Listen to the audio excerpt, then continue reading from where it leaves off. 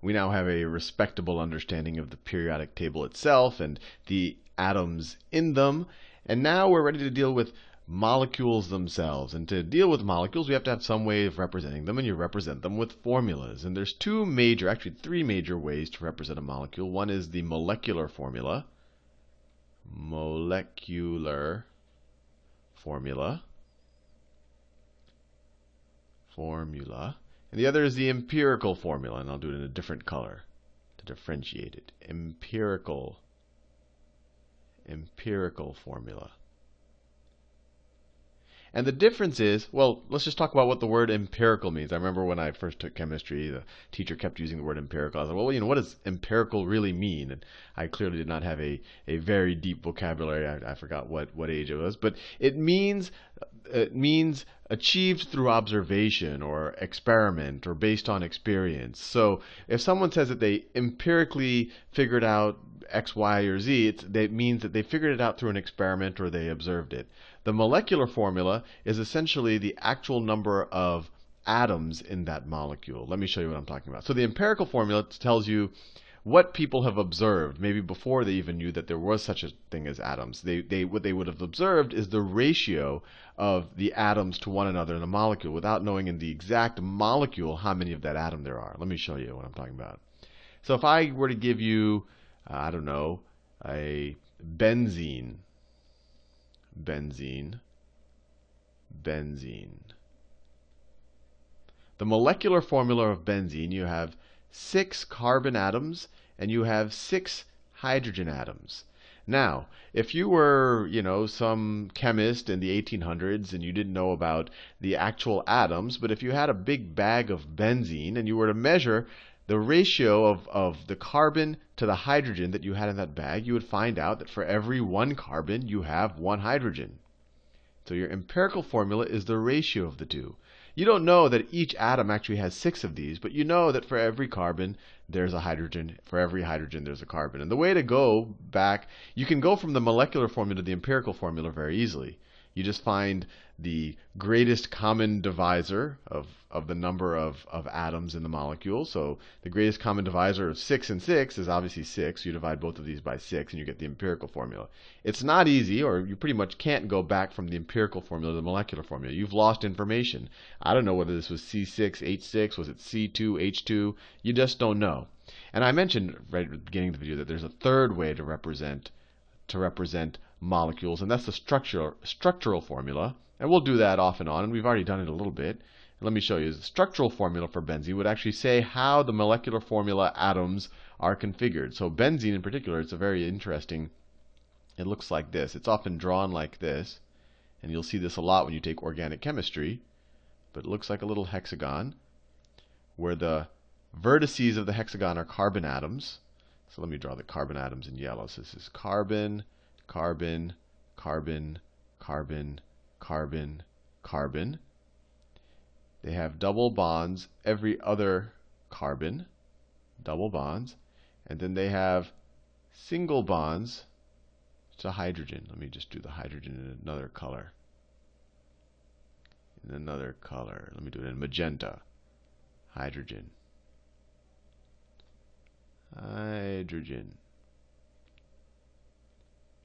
And obviously, the structural formula gives you the most information. Right? Then you can start to think about, gee, how will this interact with other things? While the molecular formula just tells you what's in the molecule, the empirical formula really gives you the least information. It just tells you the ratio of the different atoms in the molecule. Structural formula. Let's do a couple of more. Okay, what if we're dealing with, let's say we're dealing with water. I think you know the molecular formula for water, H2O. Now, what would be the empirical formula for this? Well, we want to know the ratio. So for every oxygen, there's 2 hydrogen, or I guess you could say for every hydrogen, there's a half of oxygen. So you really can't reduce this. If I wrote this as H2O1, what's the greatest common divisor of 2 and 1? Well, it's 1. So you just have to divide them by 1. So in this case, the empirical and the molecular formula are the exact same thing. It's H2O. What about sulfur? And sulfur is an interesting molecule. because obviously it's just one atom, sulfur. Sorry, no, I'm spelling it wrong. No, it's not a PH, it's an F. Clearly I shouldn't be making spelling videos. So sulfur. Sulfur. So the molecular formula, S8. So it forms this neat kind of octagon-looking chain of sulfurs. That's what it really, and if I were to draw that, you would see that, and you could look it up on Wikipedia if you like. But it's empirical formula. If you had just a bag of sulfur, you don't know that each atom has 8 sulfurs. You just have a big bag of sulfur. So the empirical formula, there's only one atom in this molecule. You divide by 8 and you get S. So you just know that all you've got there is sulfur. So let's just do one more. Glucose. Glucose. Let me pick a new color. Glucose. The molecular formula is is C6H12O6. So for every carbon, there are how many? For every 6 carbon, there's 12 hydrogen and 1 oxygen. So if you kind of reduce this formula to its empirical form, what do you get? Let's see, we can divide all of these numbers by 6. So we get 1 carbon, 2 hydrogens, and 1 oxygen. So this just tells you the ratio that they exist in a big bag of this molecule. This tells you the exact number of atoms in that molecule. Fair enough. So now we know a little bit of the difference between molecular formula, empirical formula, and structural formula. Now let's see if we can use this, what we know about the formulas and the periodic table, to think a little bit about the composition, the mass composition of some of these molecules. So the first thing to even think about is, how do you figure out the molecular mass?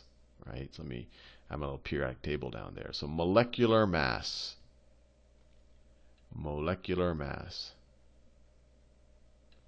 Or molecular, well, I don't want to say, let's say molecular mass. So the first question is, how do you figure out, I mean, the molecular mass is going to be the sum of all of the atoms in that molecule, right? So if you wanted to know the molecular mass of, let's say you wanted to know how much does one molecule of benzene mass. I don't want to say weigh, because it should be independent of what planet you're on. So what is the mass of one molecule of benzene? Well, all you do is you add up the masses of the different constituents. So you have 6 carbons and 6 hydrogens. So let's do benzene. So benzene. You have 6 carbons and 6 hydrogens. So what's the mass of each carbon? So let's go down to the periodic table. And just to give proper credit, I got this off of the Los Alamos National Laboratory's website. So let's see, the atomic mass of carbon. The reason why I use this one instead of my previous one is my previous periodic table that I got off of Wikipedia only had atomic numbers on them. But now that we're actually dealing with, we're going to start talking about the mass composition of different atoms or different molecules. We're going to have to start looking at the atomic mass, right? And remember, the atomic mass, when you think about it in atomic mass units, it's just the number of protons plus the number of neutrons. So you have 6 protons in carbon and roughly 6 neutrons. And why is there this decimal? Because we said before, this is an average of all of the masses of the isotopes that you'll find of carbon. So there's a little bit of carbon-14 on the planet, very little, but most of the carbon is carbon-12. When you proportionately average them, you get 12.01. But let's say we're dealing with, carbon-12, just because that's the most common element. So carbon has an atomic. Carbon is 12 atomic mass units.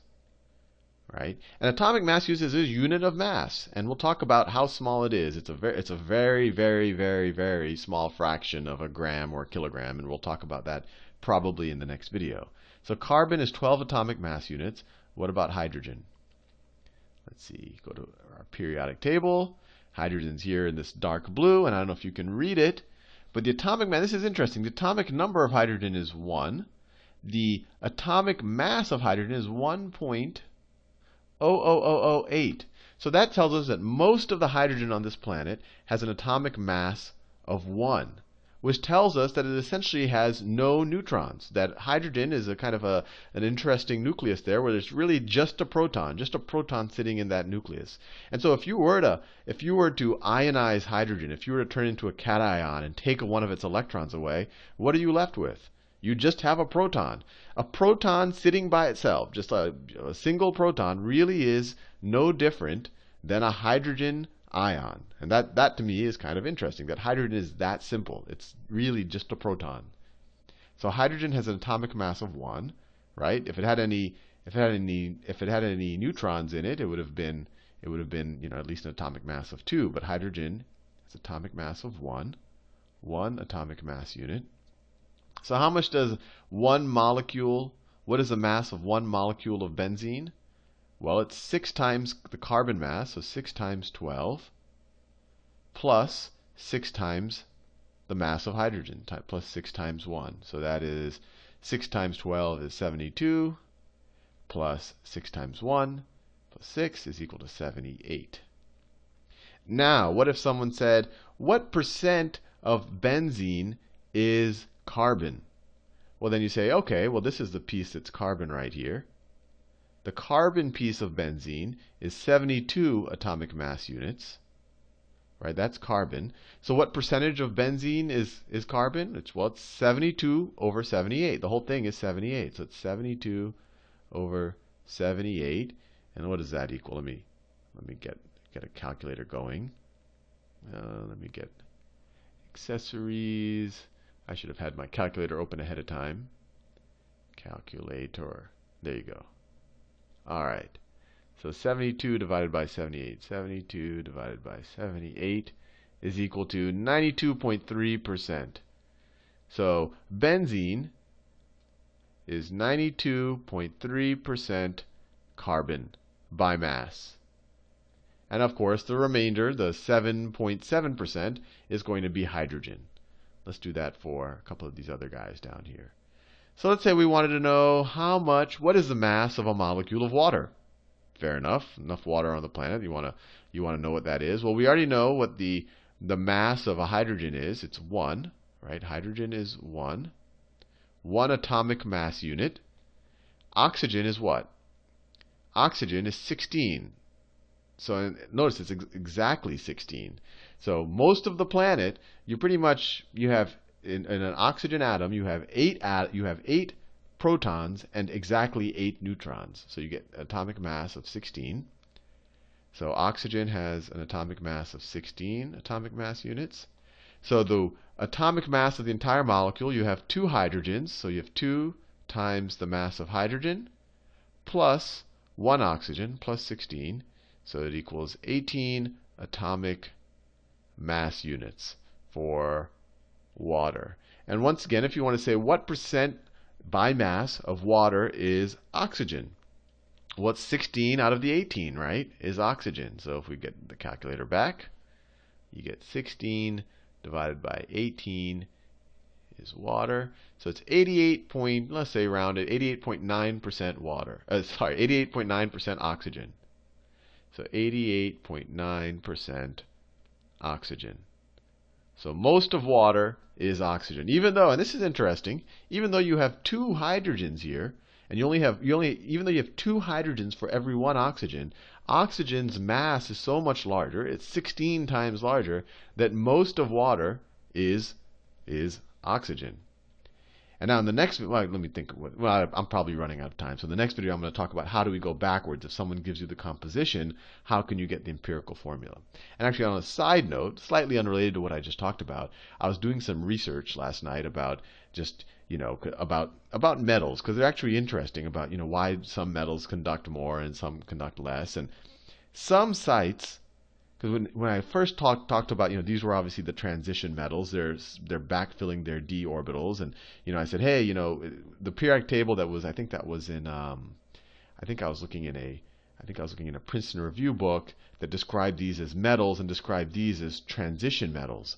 And I was like, hey, well, that's kind of not fair, because I consider iron and copper and gold and silver to be as metallic as anything. Why should these be called, transition metals and these be just called regular metals? And it actually turns out that a common name for these are poor metals.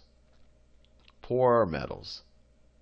Because to a large degree they're softer, they have lower melting points. So the intuition was right. To a large degree, these are, when we think of metals, these are the metals I think of. And when we think of metallic nature in a chemistry sense, we talked a lot about that. Who wants to donate their electrons the most? That's metallic nature. They're the guys down here. And then as you go to the top right, these want to donate their electrons the least. These are the most electronegative. They like electrons the most. So they actually have some of the worst metallic nature. So it actually makes sense to call them poor metals. Anyway, I just wanted you, and there's some debate on whether these should even be called poor metals. It's kind of, if you look up a bunch of periodic tables, some will call these metals.